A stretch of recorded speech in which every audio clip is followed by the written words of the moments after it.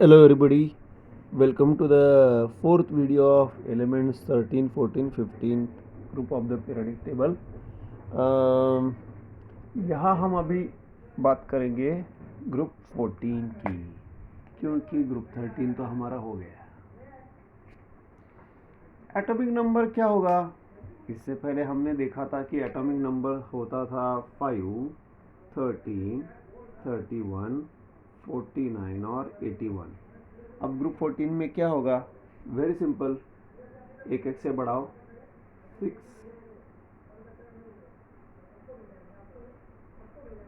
14, 32, 50 and 82, that's it. 5, 13, 6, 14 and so on. तो elements क्या होंगे? Elements are carbon, then it is silicon, okay, silicon, then it is silicon है, then it is what is it, germanium, okay, and it is then tin and lead. Elements का symbol क्या होता है? Carbon, silicon, germanium Ge, then it is Sn, okay, and lead is Pb. Atomic number तो हमने already लिख ही दिया है। तो इलेक्ट्रॉनिक कॉन्फ़िगरेशन क्या हो गया? बहुत ही सिंपल हो गया। इट इज़ एक एक से बढ़ाते जाओ, ये कर दो 4 4 4 4 4 कर दो, ख़त्म, बात ख़त्म, राइट। 2 4 2 8 4 4 4 4। इलेक्ट्रॉनिक कॉन्फ़िगरेशन क्या करो?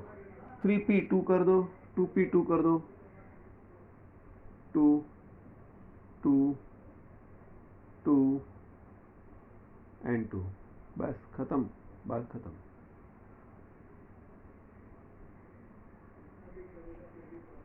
That's it. कितना सिंपल है। एक समझ में आया तो बाकी सब अपने आप समझ में आता है,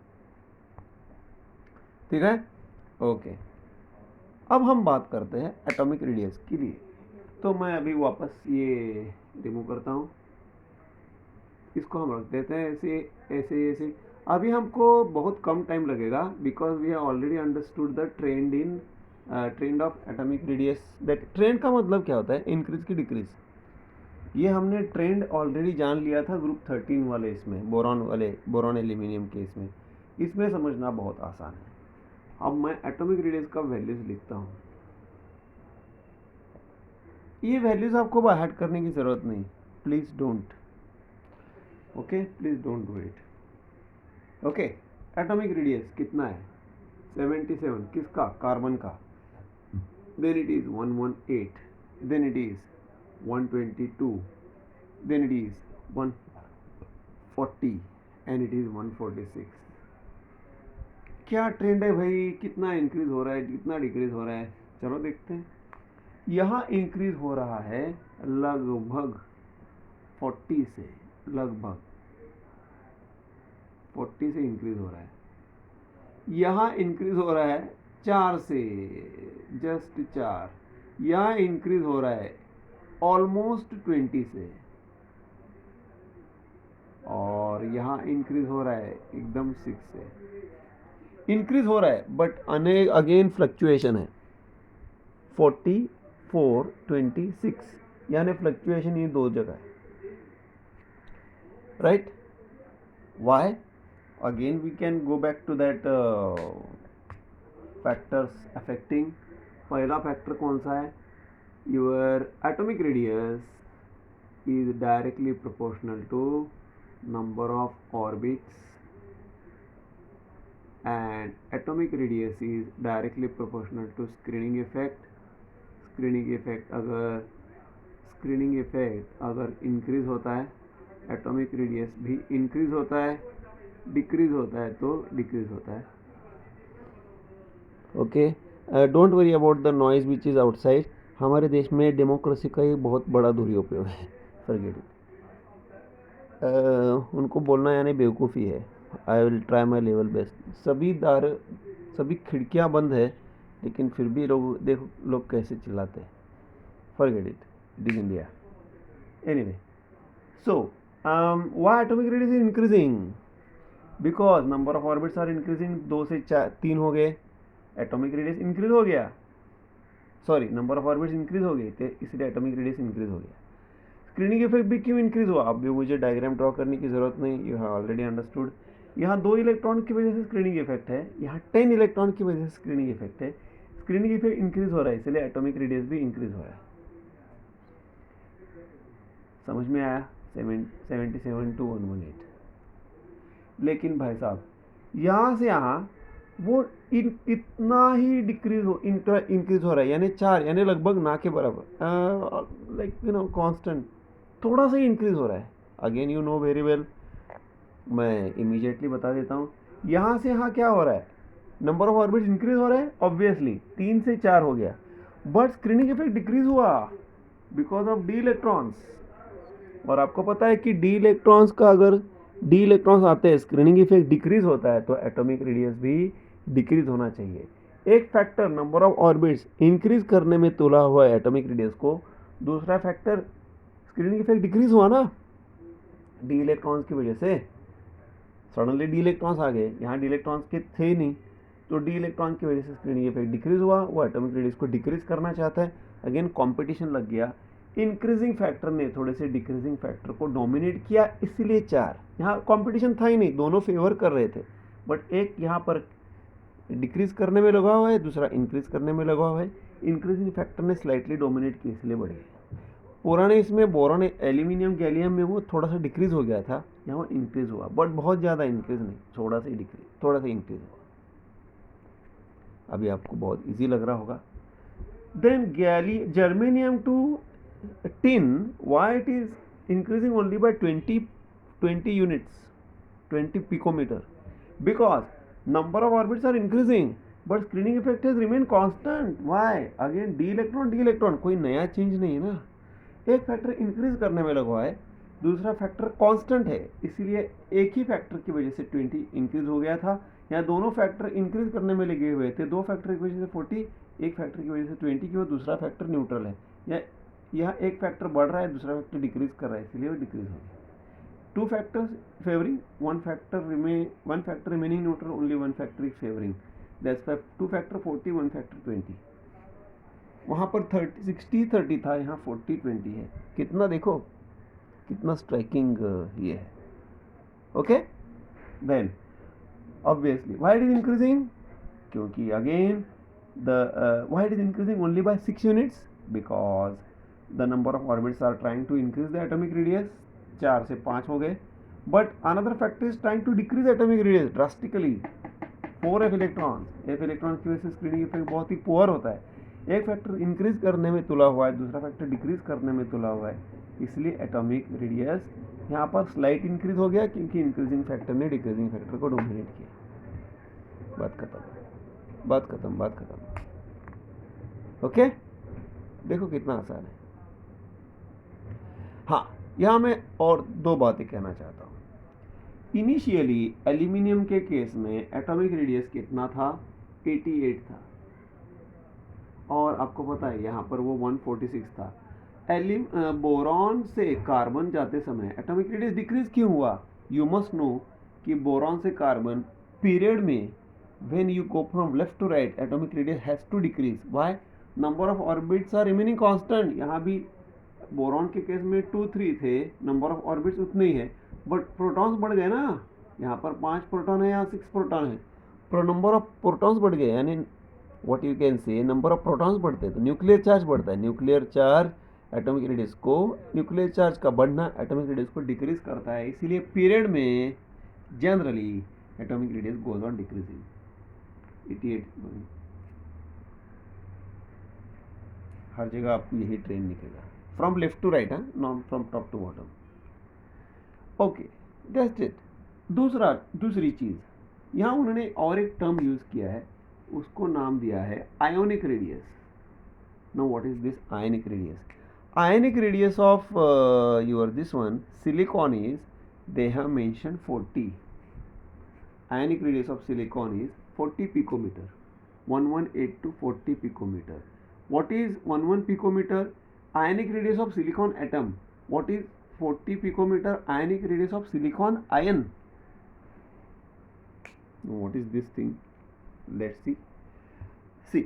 चलो देखते हैं. Silicon atomic number is 14. 14 protons. Number of orbits 2, 8, 4. यहाँ थोड़ा सा diagram, I am sorry. Okay, silicon atom 2, 8, 4. क्या हुआ यहाँ पर? जब हमने एनर्जी अप्लाई किया तो एक इलेक्ट्रॉन कम हो गया, यानी 14 प्रोटॉन्स उतने ही रह गए. तो अब क्या हुआ, मैं इसको हटा देता हूँ थोड़ी देर के लिए. ये हो गया 2, 8. अब ये बन गया भाई साहब 283. चलो यहाँ थोड़ा सा मैं 283. ये है silicon ion.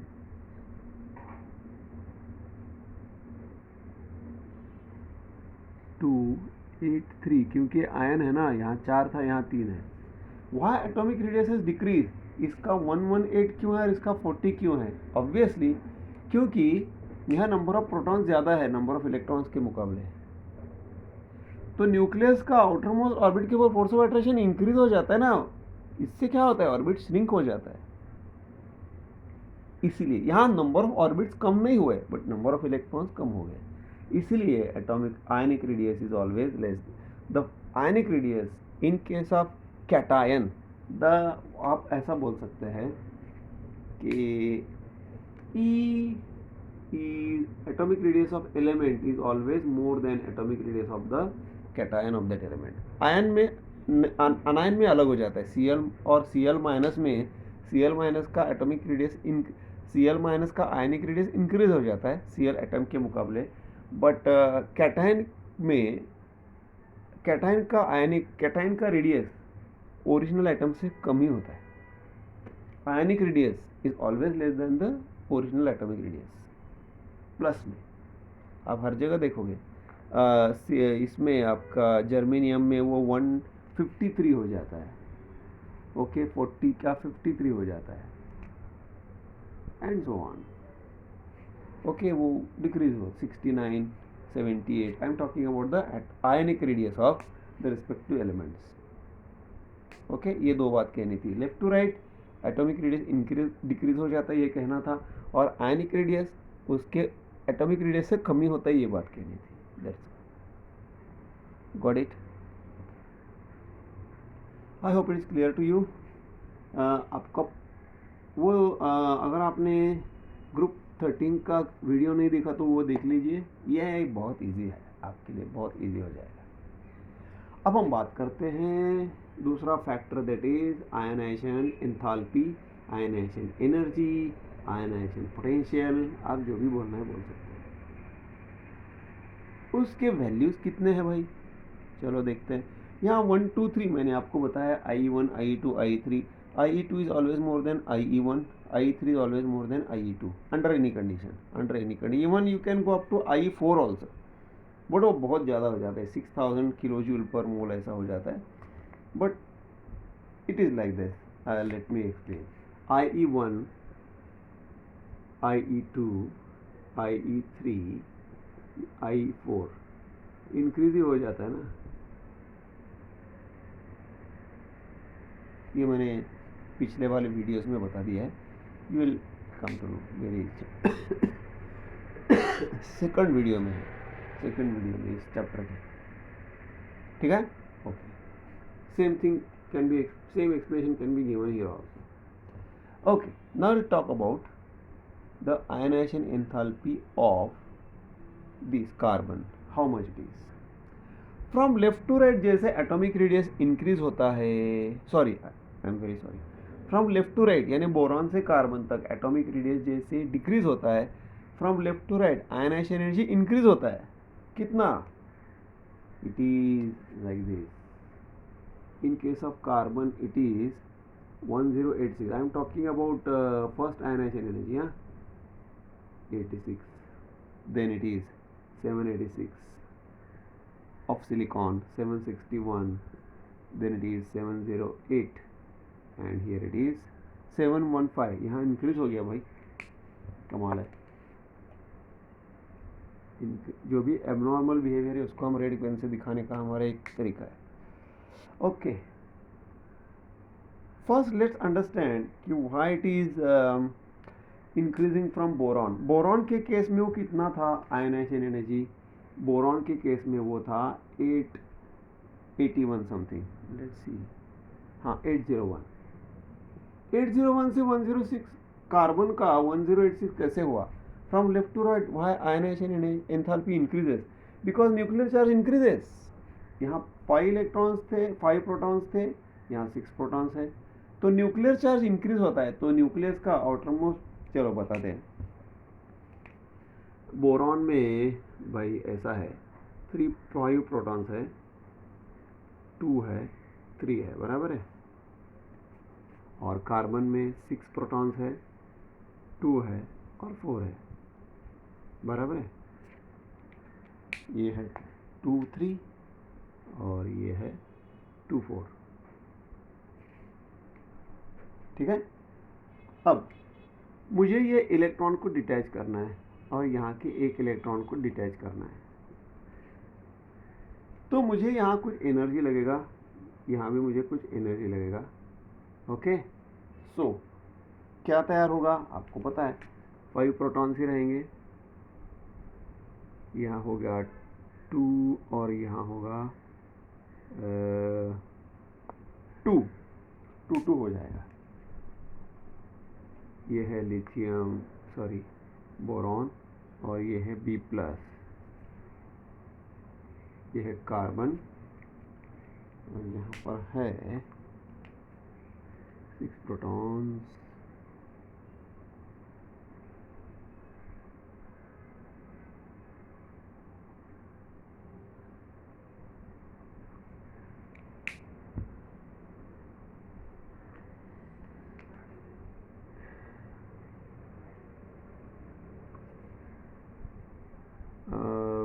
C+.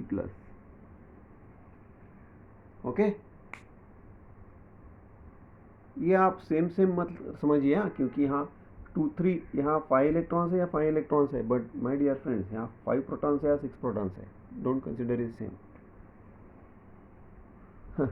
Okay, now why the energy required here is more. Why the energy, यहाँ पर कितना लगता है एनर्जी? 801, ये वैल्यू, ये भी समझना ज़रूरी है. और यहाँ कितना लग रहा है?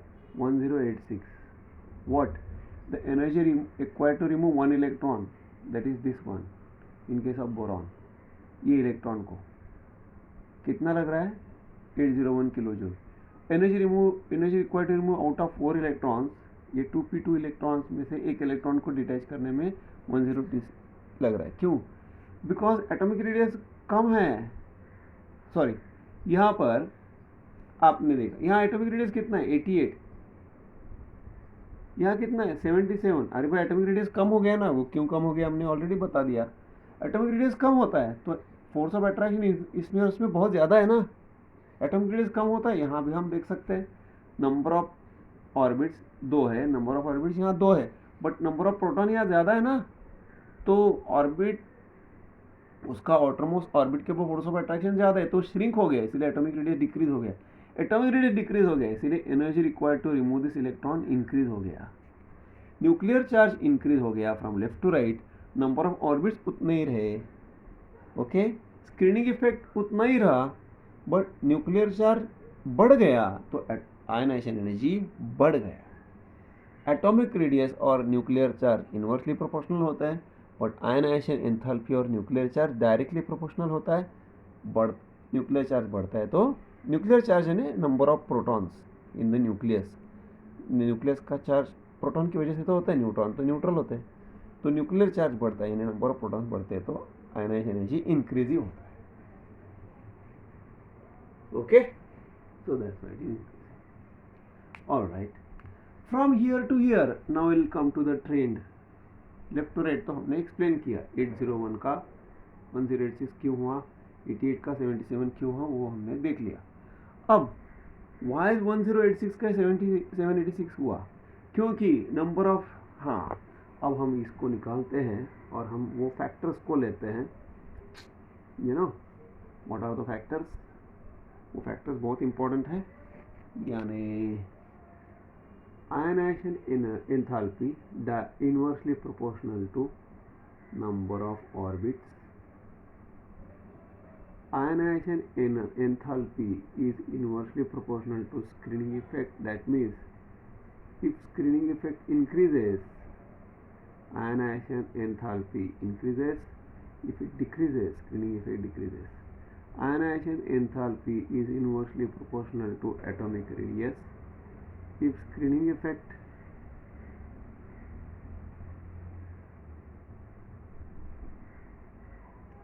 if atomic radius increases, ionization, here it is increasing, तो decreasing है, increasing है, इनवर्सली है ना. यहाँ इंक्रीज होता है तो आयनाइजेशन एनर्जी डिक्रीज होता है, यहाँ डिक्रीज होता है तो आयनाइजेशन एनर्जी इंक्रीज होता है. Right, okay. Number of orbits are increasing, तो ionization energy has to decrease, inversely proportional. Screening effect is because of 2 electrons. Screening effect is because of 2 electron. Ionization enthalpy, if screening effect increases, ionization enthalpy has to decrease. Atomic radius 77 से 1188. Atomic radius increases, ionization enthalpy decreases. That's why it is decreasing from 1086 to 786. 300 kilojoules से decrease हुआ. My God. अब very easy, पहले में भी ऐसे ही था. Silicon से जर्मेनियम में डिक्रीज हुआ, बट कितना डिक्रीज हुआ, बहुत ही कम. यहाँ 300 से डिक्रीज हुआ, तो यहाँ 300 से डिक्रीज हुआ, तो यहाँ वो बहुत ही कम, यानी लगभग कितना से डिक्रीज हुआ, 25. अरे क्या 25 का वैल्यू है क्या. ओके, क्यों ऐसा क्यों हुआ, ऐसा क्यों हुआ, लेट्स सी. ओके, यहाँ पर ionisation in screening effect increases, ionisation enthalpy decreases. यहाँ से यहाँ नंबर ऑफ ऑर्बिट्स इंक्रीज हुए, तो आयनाइजेशन एंथैल्पी डिक्रीज करने में लगा हुआ है. बट यहाँ से यहाँ स्क्रीनिंग इफेक्ट डिक्रीज हुआ because of D electrons. Atomic radius increase हुआ, बट 4 से ही इंक्रीज हुआ, तो आयनाइजेशन एंथैल्पी उतना डिक्रीज नहीं हुआ. आयनाइजेशन एंथैल्पी उतना डिक्रीज नहीं हुआ, बट स्क्रीनिंग इफेक्ट बहुत ही कम हो गया क्योंकि डी इलेक्ट्रॉन आने की वजह से. तो ये नंबर ऑफ ऑर्बिट्स और slight increase in atomic radius, ये दो फैक्टर आयनाइजेशन एनर्जी को डिक्रीज करने में लगे हुए हैं. बट एक फैक्टर जो स्क्रीनिंग इफेक्ट है वो सो इंक्रीज करने में लगा हुआ है. क्यों आयनाइजेशन स्क्रीनिंग इफेक्ट क्यों डिक्रीज हो रहा है भाई, क्योंकि डी इलेक्ट्रॉन्स आ गए. आपको पता है डी इलेक्ट्रॉन से स्क्रीनिंग इफेक्ट डिक्रीज होता है, तो कंपटीशन लग गया इन दोनों में वर्सेस इसमें. इसीलिए अल्टीमेटली कंपटीशन में ये थोड़ा सा जीत गया डिक्रीजिंग फैक्टर, इसीलिए डोमिनेट हुआ, इसीलिए वो जस्ट 25 से डिक्रीज हुआ, जबकि यहाँ वो 300 किलो जूल से डिक्रीज हुआ. यही हमने बोरॉन एल्यूमिनियम की गैलियम के केस में देखा है. वहाँ कुछ वहाँ भी ऐसे ही था, एबनॉर्मल बिहेवियर था, दैट इज पोर्शन. जर्मेनियम से टिन में कितने से डिक्रीज हुआ है, वो कितने से डिक्रीज हुआ है, यू कैन सी 61, 53 से डिक्रीज हुआ. थोड़ा सा इससे थोड़ा सा बेटर, क्योंकि स्क्रीनिंग इफेक्ट कांस्टेंट रह गया. Atomic radius number of orbits increase हुए, एटॉमिक रेडियस इंक्रीज हुआ, बट स्क्रीनिंग इफेक्ट कांस्टेंट हो गया. तीनों के तीनों फैक्टर यहाँ डिक्रीज करने में लगे हुए थे, इसलिए 300 से डिक्रीज हुआ. यहाँ एक फैक्टर डिक्रीज करने में लगा होता है, एक फैक्टर इंक्रीज कर, दो फैक्टर इंक्रीज सॉरी, दो फैक्टर डिक्रीज करने में लगे हुए थे, एक फैक्टर डिक्रीज करने में लगा हुआ था, इसलिए डिक्रीज कम हुआ।